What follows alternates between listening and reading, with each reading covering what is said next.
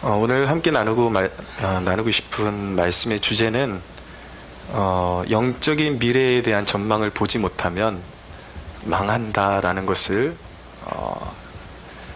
깨우치는 시간이 되기를 원합니다. 우리가 지금 누구의 편에 설 것이냐, 어디에 설 것이냐가 굉장히 중요한 관건이 된 시대를 살아가고 있습니다. 총성이 없는, 말 그대로 총성만 없을 뿐이지 너무나도 험한 영적인 싸움과 전쟁이 이 땅 가운데서 벌어지고 있습니다. 이념의 전쟁, 사상의 전쟁이 벌어지고 있죠. 단순한 여러분들이 이 싸움을 바라볼 때에 좌우의 대립으로 바라보시면 기독교인으로서 그 상황을 바라보는데 실패하고 있는 것입니다. 이것은 나라의 존망에 관계된 것이고, 더 우리가 소급해서 올라가면 이것이 하나님 나라에까지 영향을 미치는 중대한 일이기 때문에 여러분들이 포지션을 어디로 설 것이냐, 이게 정치적인 문제가 아니에요. 영적인 문제라는 거. 근데 여러분들이 영적인 결말, 이 영적인 싸움이 결국 어떻게 끝날 것이냐를 알게 되면은 여러분들이 어디에 서야 할지 당연히 그냥 그 질문에 대한 현명한 대답을 얻을 수 있게 될 것입니다. 그래서 이 사단의 전략들, 어둠의 세력들의 그 결국이 어떻게 될 것이냐, 오늘 말씀이 그것을 분명하게 보여주고 있다라는 것을 말씀드리고 싶습니다. 오늘 말씀에 보면 굉장히 풍랑에서 깨져가는 뱃속에서 간신히 생명을 구조받은 그 바울 일행에 관한 이제 이어지는 본문이라고 말씀드릴 수가 있습니다. 근데 이들이 가까스로 구조를 받아가지고 도착해 보니까 그곳이 멜리데라는 섬이었습니다. 근데 다행히도 그곳에 사는 원주민들이 낯선 사람들을 배척하는 사람들이 아니라 굉장히 친절하게 대해주는 그런 사람들이었습니다. 근데 오늘 이제 이런 상황 가운데 이 멜리데 사람들이 바울 일행을 아주 잘 영접하면서 비가 오고 날씨가 좋지를 않았어요. 그래가지고 땔감을 떼가지고 불을 붙여줬는데, 거기서 갑자기 바울이 이제 땔감에서 더 나무들을 가져다가 불에다가 땔감을 넣는 도중에 어떤 사건이 일어나냐면 독사가 나와서 바울의 손을 물어버리는 사건이 일어나게 됩니다. 이제 오늘 이제 그런 사건인데, 자, 우리가 주목해야 될 점은 무엇이냐면, 독사가 바울을 물었어요. 근데 이것을 바라보는 이 멜리데 주민들의 관점을 우리가 좀 유의해서 봐야 합니다. 4절을 보실까요? 원주민들이 이 짐승이 그 손에 매달려 있음을 보고 서로 말하되, 진실로 이 사람은 살인한 자로다. 바다에서는 구조를 받았으나 공의가 그를 살지 못하게 함이로다 하더니, 라고 말씀하고 있습니다. 자, 여기서 우리가 주목해서 봐야 할 것은 무엇이냐면, 바울이 이 짐승이라고 표현하고 있어요. 이 독사를. 성경에서 독사, 이 뱀, 이 짐승, 이런 언어들은 이 사단의 권세를 지칭할 때에 그런 용어들을 사용하게 됩니다. 근데 그것이 바울의 손을 물고 있으니까 이 멜리데 사람들이 바로 바울이 지은 죄가 너무 많기 때문에 결국은 파도 속에서 살아나더니 결국은 그 죄값대로 그 사람이 죄인이 맞구나, 죄값대로 세상의 공의에 의해서 이제 뱀에 물려서 죽는구나 라고 그렇게 생각을 했던 것입니다. 근데 여기 보면은 공의라는 표현을 쓰고 있는데, 이 멜리데 사람들이 바울을 바라봤던 그 공의라는 관점은 하나님의 공의의 관점이 아니라 사람의 관점, 인과응보, 그러니까 불행한 일을 당하는 사람은 무조건 잘못한 것이 있기 때문에 저런 일을 당하는 것이다. 그런 이제 관점으로 바라봤던 것입니다. 근데 여러분, 이 사건은요, 이 사건의 올바른 관점은 바울이 죄를 졌기 때문에 독사에게 물린 사건이 아니었습니다. 이것은 오히려 사단의 권세가 영적으로 하나님의 나라를 끝까지 대적한다라는 것을 보여주는 것이죠. 이것이 영적인 관점인 것입니다. 그러니까 우리 그리스도인들이 세상을 바라볼 때에 세상의 공의의 관점으로 사건을 바라보는 것이 아니라 하나님의 의의 관점. 그러니까 여기서 제가 말씀드리는 것은 우리가 구원받을 때 이야기하는, 말씀드리는 하나님의 의를 이야기하는 것이 아니라, 그리스도께서 우리의 죄값을 다 치른 그 하나님의 의를 말씀드리는 것이 아니라, 여기서 말씀드리는 것은 하나님께서 세상을 경영하시는 보편적인 가치, 하나님의 바른, 하나님의 오르심, 이런 관점에서 하나님의 의를 말씀드리고 있는 것입니다. 세상을 바라볼 때 우리가 세상의 의의 관점으로 바라보는 것이 아니라 하나님의 공의의 관점으로 세상과 또 우리 사회에 일어나는 사건들을 바라볼 수 있는 영적인 안목을 가져야 세상에 속지 않고 살 수 있다는 것을 기억해야 하는 것입니다. 보십시오. 이 세상, 지금 우리가 살아가는 이 세상은 무엇이 공의가 되어 있는가? 잣대가. 언론이 공의가 되어 있습니다. 언론이 선동해서 언론이 저 사람 죄인이라 그러면 죄인이 되고, 저 사람이 어떤 사람이야 그러면 어떤 사람이 되어버리고, 언론이 시키는 대로 해버리죠. 실제적인 예를 한 가지 제가 보겠습니다.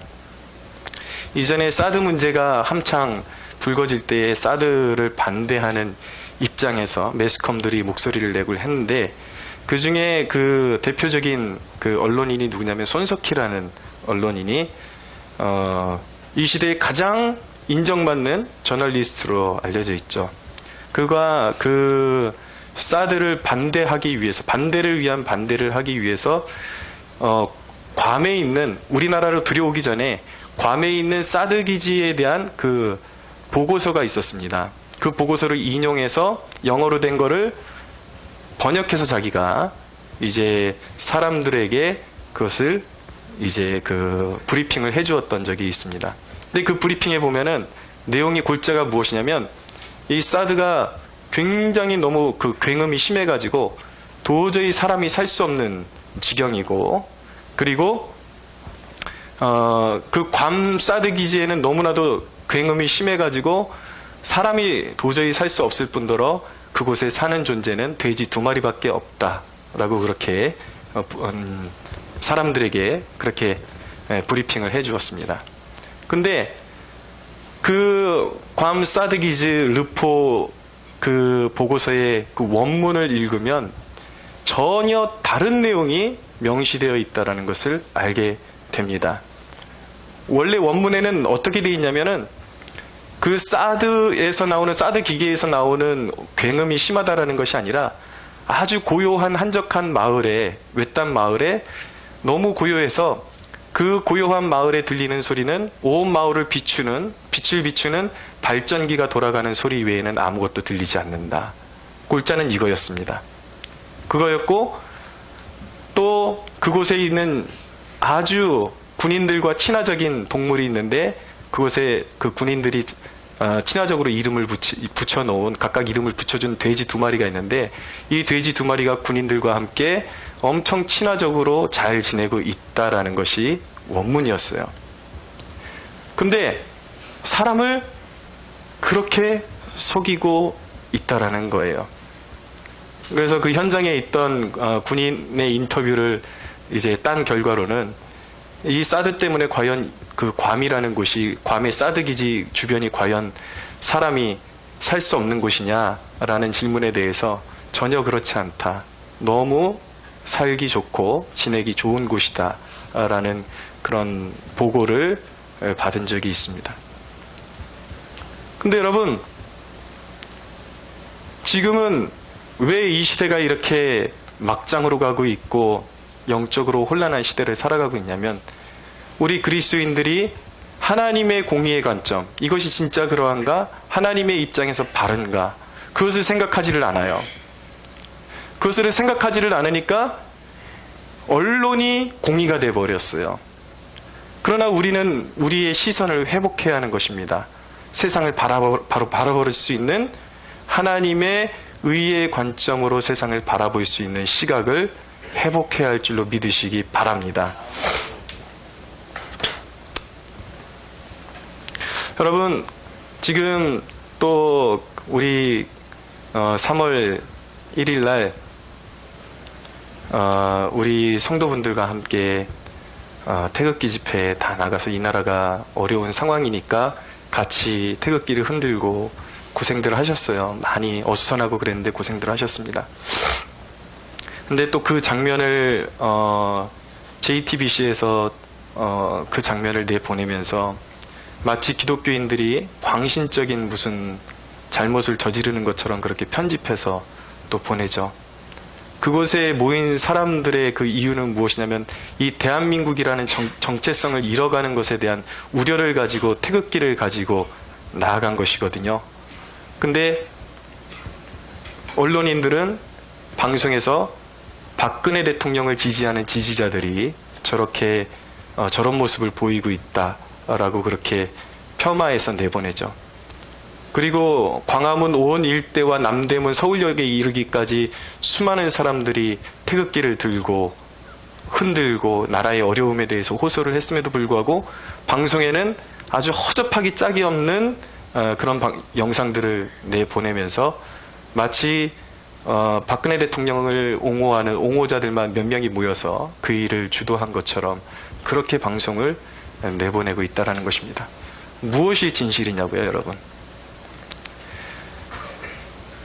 지금 그 북한과의 그 연방제 이야기 나오고 뭐 토지 제도를 이제 공유화 시켜야 된다라는 그런 얘기까지 나오고 있는데 지금 집권당과 지금 이 나라 정권을 잡은 사람들의 이야기는 무엇이냐면 그들을 쉴드 쳐주는 사람들의 이야기는 무엇이냐면 그것이 공산화로 가는 과정이 아니라 북유럽식 사회주의를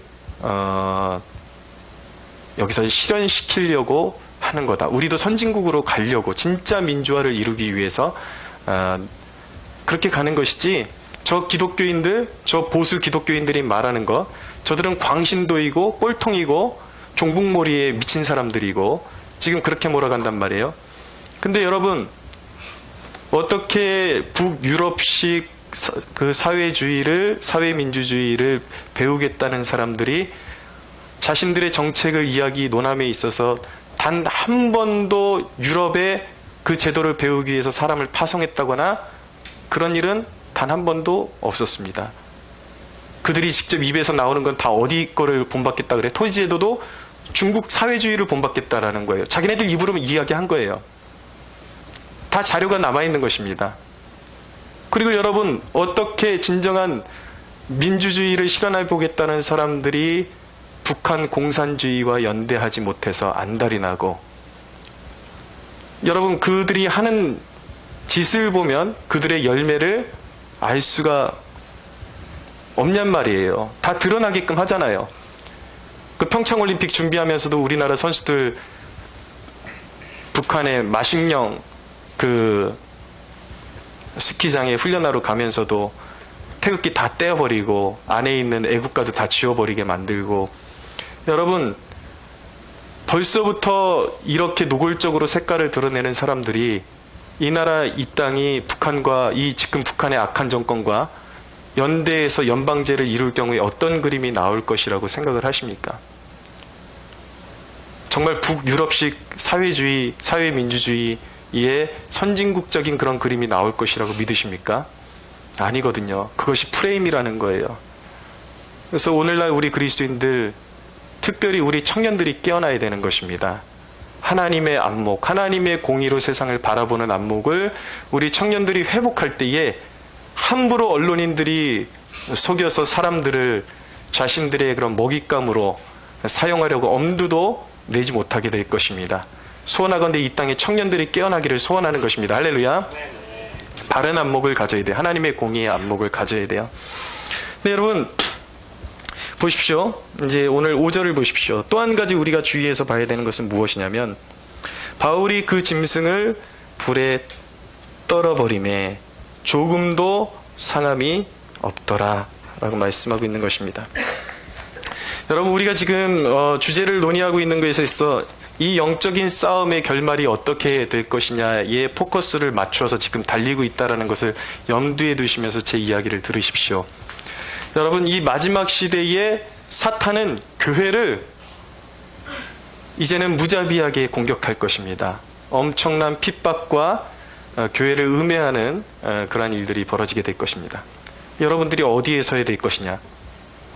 여러분, 요한계시록에 보면은 소아시아의 7교회에 관한 기사가 나옵니다. 그럼 이 7교회의 사탄이 어떤 식으로 공격을 해왔고, 사탄의 공격에, 사탄의 유혹에 넘어간 자들에 관한 기사가 나온다라는 것을 우리가 유의해서 볼 필요가 있어요. 그래서 각 교회의 특성을 보면은 놀랍게도 오늘날 한국교회와 상태와 너무나도 닮아 있다라는 것을 깨닫게 됩니다. 각 교회마다 문제가 있었어요. 오늘날 이것을 듣는 우리가 각 심령에서 우리에게 해당된 것이 무엇이고 우리 교회를 향한 경고하심은 무엇인지를 깨닫게 되는 축복이 있게 되기를 원합니다. 여러분, 에베소 교회는 어떤 유혹에 넘어갔는가? 에베소 교회의 성도들 중에 일부는 첫사랑을 잃어버렸습니다. 영적인 매너리즘에 빠졌어요. 타성에 젖은 신앙생활, 습관적인 예배 한번 드리고 하나님을 향한 모든 것을 다 했다고 생각하고, 일상에 있어서 예배 시간 외에 일상에 있어서는 하나님을 사랑하는, 하나님을 향한 뜨거운 마음을 잃어버렸어요. 그러니까 예수님께서 뭐라고 말씀하셨냐면 그들에게 심판을 줄 것인데 그것을 회개하지 않으면 촛대를 옮겨버릴 것이다 라고 말씀하셨습니다. 첫사랑을 회복하지 않고 마음의 뜨거움을 회복하지 않고는 하나님의 나라에, 하나님의 교회에 쓰임받는 존재가 될 수 없다라는 것입니다. 영적으로 버림받아서 땅에 버려진 소금처럼 세상에 밟힐 수밖에 없고 비웃음과 조롱당할 수밖에 없는 존재가 될 수밖에 없다라는 것입니다. 두 번째 교회는 버가모 교회였습니다. 버가모 교회는 어떤 유혹이 들어와서 어떤 유혹에 넘어간 자들이 있었는가? 발람의 교훈을 지키는 자들이 있다라고 말씀하고 있어요. 발람의 교훈이 무엇인가? 바로 음란한 습관을 죄로 여기지 않고 신앙생활을 하면서도 음란한 죄를 버리지 않는 자들을 이야기하는 것입니다. 근데 주님께서 말씀하시기는 그들이 그것을 회개하지 아니하면 내가 와서 내 입에 검으로 그들을 대적해서 칠 것이다. 심판할 것이다. 라고 말씀하신 것입니다. 그 다음에 두아디라 교회에 말씀하셨어요. 두아디라의 교회가 사탄에게 넘어간 유혹은 무엇입니까? 이세벨의 교훈을 지켰다라고 말씀하고 있어요. 이세벨의 교훈이 무엇입니까? 발람의 교훈, 니골라당의 교훈, 이 이세벨의 교훈은 비슷한 종류예요. 음행의 죄. 교회가 음행에 빠졌단 말이에요. 더러운 음란을 문화라는 이름으로 받아들여서 성도들이 부끄러운 줄 모르고 그 음란에 빠져있는 상태를 말할 때 이세벨의 죄악에 빠져있다. 그리고 두아디라 교회는 또 한 가지 죄가 있는데 우상 숭배하는 죄악에 빠져있다라고 말씀하셨습니다. 그래서 너희가 회개하지 않으면 내가 너희에게 가서 그 회개하지 않는 존재들을 붙들어다가 침상에다가 던져버리겠다라고 주님께서 말씀하고 계시는 것입니다. 그 다음은 사대교회가 나옵니다. 사대교회는 죽은 행실로 차 있다라고 말씀하고 있습니다. 성도들이 많이 있지만 수많은 성도들이 행실이 죽어 있다라는 거예요. 입에는 예수 나는 예수 믿어 하지만 거룩한 삶도 없고 진실한 삶이 없어요. 그러니까 주님께서 그들을 심판하시겠다라고 말씀하시는 거예요. 그 다음 또 한 교회가 나오는데 라오디게아 교회라는 곳이 나옵니다. 그들이 사단에게 속고 있는 것은 무엇이냐면 그들은 물질적으로 부요했습니다. 그렇기 때문에 자신들이 영적으로 부요하다라고 그렇게 착각하고 있었어요. 그러니까 주님께서 말씀하시는 거예요. 너희들이 덥든지 뜨겁든지 차갑든지 둘 중에 하나를 선택해라. 이 무슨 말씀이에요? 너희가 그렇게 미지근하면 내 입에서 너를 토해내버리겠다라고 그렇게 말씀하시는 것입니다. 여기에 여러분 이 7가지 교회에 지금 말씀드린 책망받은 5교회의 영적인 상태가 오늘날의 한국교회의 상태와 맞닿아 있다는 것을 아시기 바랍니다. 영적인 안일함, 주님을 온전히 섬기지 못하는 것이 무엇으로 포장되어 있습니까? 지적인 신앙, 지적인 생각하는 신앙, 지적인 신앙, 바른 신앙이라는 이름으로 포장이 되어 있어요. 동성애의 물결이 교회 안으로 파고 들어오고 있습니다. 젠더 혁명이라는 이름으로 동성애가 죄가 아니다. 동성애자들도 똑같이 인정받고 이 사회의 구성원으로 존중받아야 된다. 근데 여러분, 그것이 무엇으로 지금 포장되어 있습니까? 인권이라는 이름으로 포장이 되어 있는 것입니다.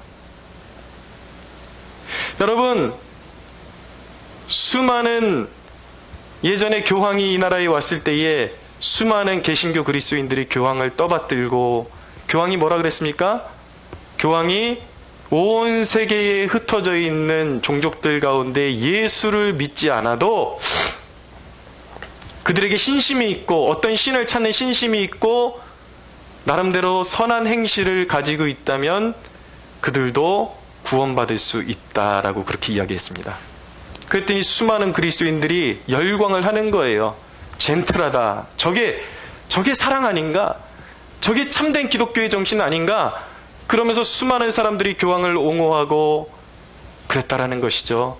여러분, 무엇입니까? 이것이 바로 우상 섬김을 평등이라는 이름으로 이 세상이 포장하고 있다라는 것입니다. 좋은 이름은 다 가졌어요. 하나님 앞에 더럽고 음란하고 추악한 죄악을 지으면서 그 모든 것을 인권, 평등, 자유, 이런 민주, 이념으로 그냥 우리 어린 학생들을 이념으로 도배를 해버리면서 그것을 진정한 민주화라고 말하는, 여러분, 우리가 지금 잠들어 있는 사이에 이 땅에 어린아이들의 교과서가 어떻게 변질되고 있는지 아십니까? 김일성을 우상으로 떠받들고 있어요. 북한이 우리나라에 6.25 때 남침했다라는 자료가 사라지고 있습니다. 지금 교육이 이렇게 변질되고 있어요. 이것이 민주화라는 이름으로 지금 포장이 되고 있다는 거예요. 오늘날 그리스도인들의 문제가 무엇이냐면 그 포장지 안에 있는 내용물이 무엇인지를 관심을 갖지를 않아요.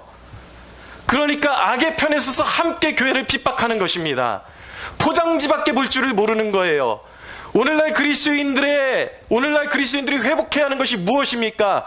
이 포장지 안에 있는 본질을 볼 수 있는 영안이 열려야 할 줄로 믿으시기 바랍니다. 영안이 열려야 되는 거예요. 그러나 여러분, 오늘날 교회 안에 이 썩어빠진 이 조류에 합류한 존재들과 그리고 이 사단의 존재는 연합관계에 있다는 것을 알아야 하는 것입니다. 그들의 배후에 누가 있는가? 그들의 번지르르한 그런 이념과 그들의 그런 사상 배후에 누가 조장하고 있는가? 사탄이 조장하고 있다는 것이죠. 여러분, 이제 그런 사단의 그런 조류의 사단의 그런 괴계에 같이 합류한 그리스도인이라는 사람들이 교회 안에서 일어나서 사단과 연합해서 진정한 참 교회를 공격하는 일들이 비일비재로 일어나게 될 것입니다. 정신 차려야 돼요. 근데 여러분, 우리가 알아야 되는 것은 무엇인가? 우리가 깨달아야 되는 것은 무엇인가? 거기서 나오지 않으면 여러분, 사단과 연대한 모든 이 땅에 그리스도인이라고 말했던 그들조차도 하나님의 심판을 멸할 수 없고, 사단과 연대해서 그들이 하나님의 교회에 자행했던 그 죄값대로 영원히 사단과 함께 멸망을 맛보게 될 것이라는 것을 기억할 수 있어야 하는 것입니다. 그래서 요한계시록 20장 10절에 보면 사단의 결말에 대해서 어떻게 말씀하고 있는가? 또 그들을 미혹하는 마귀가 불과 유황못에 던져지니 거기는 그 짐승과 거짓 선지자도 있어 세세토록 밤낮 괴로움을 받으리라 라고 말씀하는 것입니다. 계시록 21장 8절, 그러나 두려워하는 자들과 믿지 아니하는 자들과 흉악한 자들과 살인하는 자들과 음행하는 자들, 점술가들, 우상 숭배하는 자들과 거짓말하는 모든 자들, 오늘날 다 포함되는 거짓 언론에 속아서 알면서도 그것을 옹호하는 교회들, 썩은 교회들, 교회라 이름하는 자들, 그들의 운명이 어떻게 될 것인가? 불과 유황으로 타는 못에 던져지리니 이것이 둘째 사망이다 라고 말씀하고 있는 것입니다. 근데 여러분, 주님께서 이 땅의 교회들에게 원하는 것은 무엇일까요?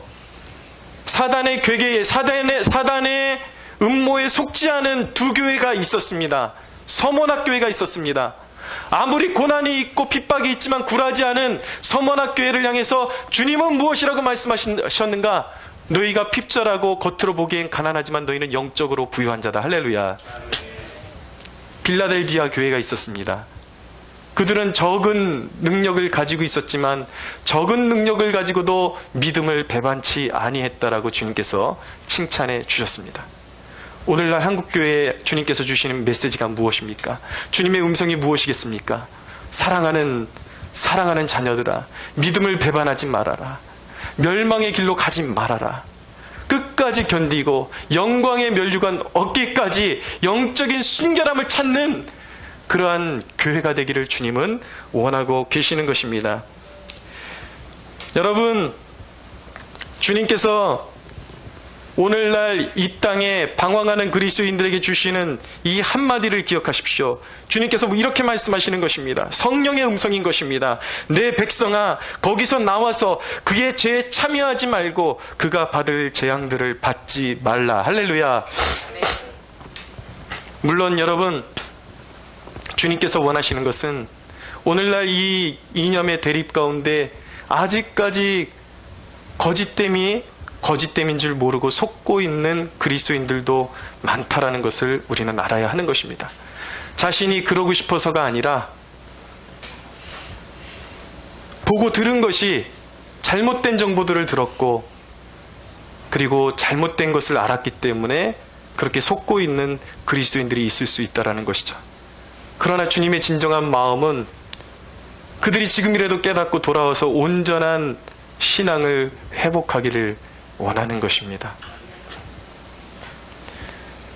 여러분, 우리가 지금 잠들어 있을 때가 아니라 영적으로 주변 사람들을 깨워야 될 때예요. 우리 이것이 험난한 영적인 싸움이라는 것을 깨닫고 주위에 있는 사람들을 하나님의 나라를 대적하는 그 영역에 서 있지 않도록 끄집어내고 의도적으로 그곳에 서 있는 자들은 반드시 사단의 권세와 함께 멸망하는 그날이 올 것입니다. 그러나 모르고 그 자리에 서 있던 사람들은 이제라도 돌이키고 돌아오기를 원하시는 내 백성아, 거기 있지 말고 나와라 라고 말씀하시는 그 주님의 음성을 듣고 회개하면 반드시 주님께서 구원의 길을 예비하실 줄로 믿으시기 바랍니다.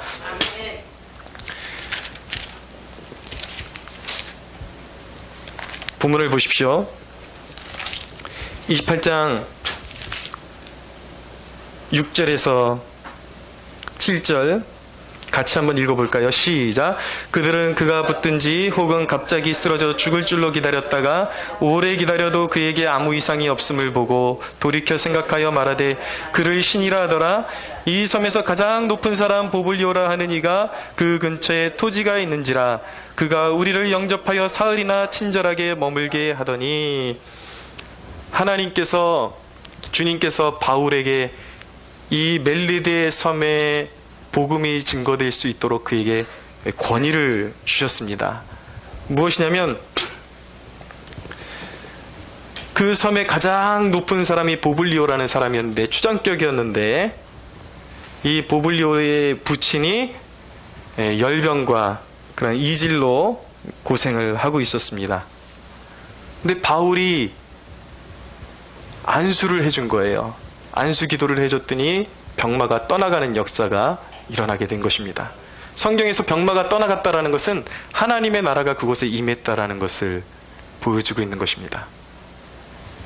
사람들이 놀란 거예요. 뱀에 물렸는데, 독사에 물려서 죽을 줄 알았는데 죽지 않아요?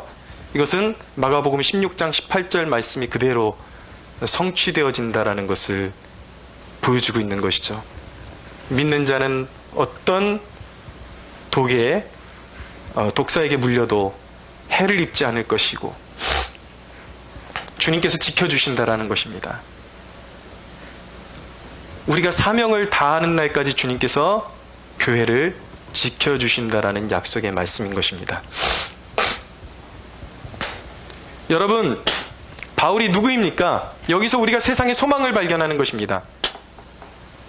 바울이 누구입니까? 죄수입니다. 죄수인데 한 마을에, 영적으로는 어둠의 권세에 매여 있는 마을에 죄수 신분의 바울이 가니까 그가 안수함으로 말미암아 사단의 권세가 떠나가는 것을 역사적으로 보여주고 있는 것입니다. 병마가 떠나가는 거예요. 복음이 그 땅 가운데 임하는 것입니다. 여러분, 이 세상의 소망은 무엇입니까? 사람들이 손가락질하고 여전히 세상의 찌꺼기 같고 만물의 찌꺼기 같고 사람들에게 욕먹지만 세상의 유일한 소망은 오직 성령으로 충만한 교회임을 믿으시기 바랍니다. 여러분, 그 일을 사모하십시오. 아무리 작은 교회이지만 우리는 이 일을 사모해야 하는 것입니다. 세상을 치유하는 성령 충만한 교회 되게 하여 주시옵소서. 여러분들 한 사람 한 사람이 성령에 충만한 사람 되기를 축원합니다. 여러분들이 손을 얹으면 병마가 떠나가고 여러분들이 예수 이름으로 명령하면 더러운 귀신들이 떠나가는 역사들이 일어나게 되기를 축원합니다. 이것이 교회의 역사예요. 그래서 이 어두운 세상의 진정한 소망은 무엇인가? 여전히 교회가 세상으로부터 손가락질받고 조롱받음에도 불구하고 진정한 세상의 소망은 교회밖에 없다라는 것을 보여주고 있는 것입니다. 묻겠습니다. 바울이 누구입니까? 죄수입니다. 근데 바울의 발걸음이 지금 로마로 가고 있는데 심판받으러 가는 것입니까? 심판하러 가는 것입니까? 세상의 공의의 관점에서는 심판받으러 가는 것입니다. 하나님의 공의의 관점에서는 심판을 하러 가는 것입니다. 무슨 말씀인지 아십니까? 분명히 마가복음 16장은 말씀하고 계십니다. 누구든지 복음을 듣는 자는, 듣고 믿는 자는 구원을 받게 될 것이요 믿지 않는 자는 정죄함을 받게 될 것이라고 말씀하셨습니다. 할렐루야. 누가 심판장입니까? 여러분, 세상으로부터 조롱받고 저 미치광이 저 왜 극단적으로 저래? 왜 저러는 거야? 무슨 공산주의야? 여러분, 사람들에게 욕먹고 사람들에게 비난당하는 교회가 진리인 것입니까? 아니면 다수의 언론을 따라가고 다수의 의견을 따라가는 사람들이 진리요 공의인 것입니까? 누가 공의냐고요? 누가 심판장이냐고요? 여러분들은 누구 뒤에 서기를 원하십니까? 사람들에게 인정받기를 원하십니까? 하나님께 인정받기를 원하십니까? 어디에 서기를 원하십니까? 여러분, 최근의 일입니다. 인도에 있는 목회자 부부가 그 마을에서 예수를 전한다는 이유로 실오라기 하나 걸치지 못하고 옷을 빨개 벗겨져가지고 나체로 사람들에게서 조롱당하고 있는 사진을 보게 되었습니다. 지금 인도에서 일어나고 있는 일이에요. 여러분, 누가 심판장입니까? 벌거벗기움을 당한 수치당하고 있는 그 목회자, 예수의 이름을 위하여 이 땅에서 벌거벗기움을 당한 그들이 심판을 받고 있는 것입니까? 아니면 그들을 벌거벗김을 행하게 만든 그 사람들이 심판장인 것입니까? 여러분들은 어디에 서기를 원하십니까? 이거 여러분, 오늘날에는 굉장히 심각한 주제인 것입니다. 오늘날 우리가 어디에 서야 할 것인가? 눈에 보이는 대로, 사람들이 옳다고 하는 대로 그 뒤에 설 것입니까? 아니면 지금 주와 함께 부끄러움을 당하고 교회의 수치를 내 몸에 짊어지고 어깨에 짊어지고 주님의 십자가를 내 어깨에 짊어지고 사람들이 욕할지라도 주님께서 원하시는 그 길로 걸어가기를 선택할 것입니까? 무엇이 공의입니까? 사랑하는 여러분, 길이 보이십니까? 우리가 걸어가야 할 길이 보이십니까? 할렐루야. 사랑하는 여러분, 교회를 위해서 싸우지 않는 그리스도인이 어찌 참된 그리스도인이라고 말할 수가 있겠습니까? 여러분, 근데 이거 한 가지만 제가 정리해야겠습니다.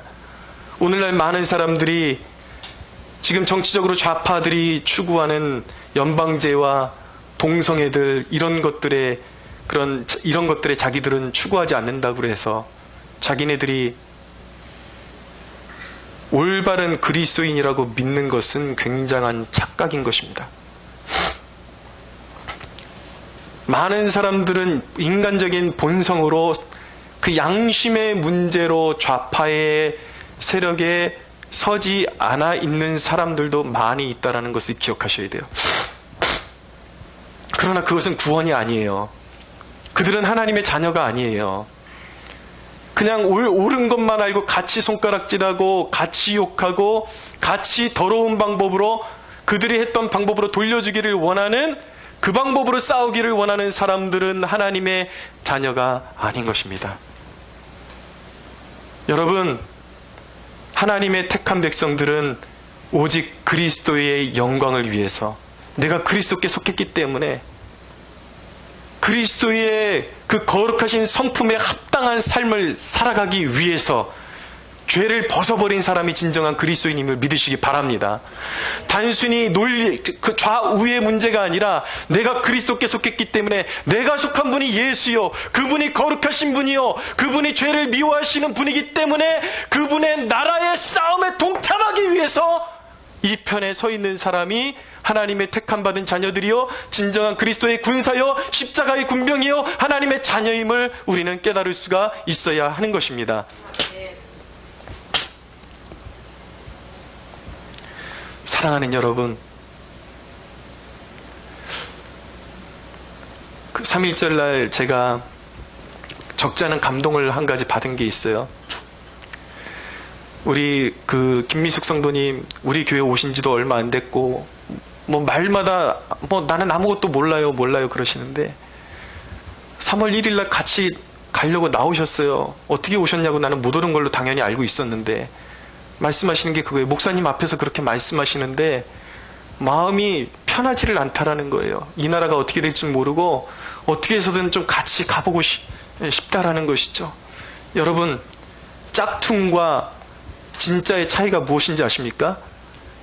진짜는요, 하나님의 나라가 모욕을 당하면 참을 수가 없어요. 그래서 자기 인생에 여건이 되든지 안 되든지 마음을 최대한 함께하고 싶은, 하나님의 군사들이 싸우는 쪽에 함께하고 싶은 쪽으로 오는 사람이 진짜인 것입니다. 되든지 안 되든지. 짝퉁의 특징은 뭔지 아세요? 뭘 해도 안 된대요. 이래도 시간 없다, 저래도 시간 없다, 안 된다라는 거예요. 사랑하는 여러분, 주님께서는 말씀하셨어요. 그 사람의 물질이 있는 곳에 그 사람의 마음이 있다. 정확한 척도라는 거예요. 그 사람의 열정이 가장 많은 곳이 그것이 바로 그 사람의 정체성이라는 것입니다. 여러분, 하나님의 나라가 도전받고 있고 사탄에게 삼키기 일보 직전까지 가 있는데 싸우기를 포기한 자들이 어찌 그리스도인이라고 말할 수가 있겠습니까? 여러분, 말로만 주여 주여 해서 결코 천국에 들어갈 수 없다는 것을 기억하십시오. 이 땅에서 주님을 영접하고 예수 그리스도와 함께 주님의 십자가를 나의 십자가로 지고 주님이 걸어가시는 좁은 길을 나 또한 걸어갈 수 있는 용단을 가지고 내 생명 주님께 드리겠습니다 라고 말할 수 있는 그 사람이 바로 천국에 합당한 사람임을 기억하시기 바랍니다. 네. 이 어두운 세대 가운데 사단의 권세가 미치지 못하는 하나님의 성령의 인이 우리 교회 성도들 머리 위에 한 사람도 빠짐없이 인쳐지는 축복이 있게 되기를 예수님의 이름으로 축원합니다. 우리 하나님께 영광의 박수 올려드리겠습니다.